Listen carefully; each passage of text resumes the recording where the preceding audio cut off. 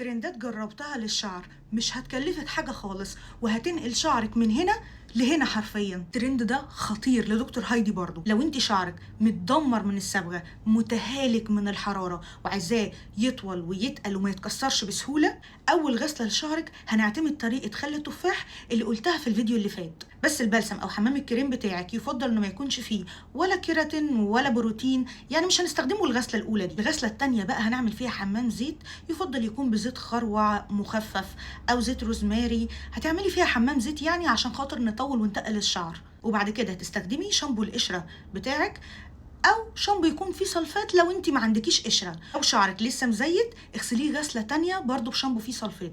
ولو انت شعرك جاف، اغسليه بشامبو تاني يكون فري سلفات. وحمام الكريم بتاع الغسله التانية دي بقى عادي يكون فيه كولاجين، كيراتين، بروتين. وعايزين امثله للانواع دي اكتبوا لي في الكومنت. اخر حاجه بقى كنت انا اللي ناويه اقولها، بس في حد سبقني يعني، روان، فحقيت ان هي قالت الاول. وهي انك لو بتشتكي ان طول الوقت شعرك مقصف مهما تقصيه، بطلي تقصي لير وشوفي النتيجة.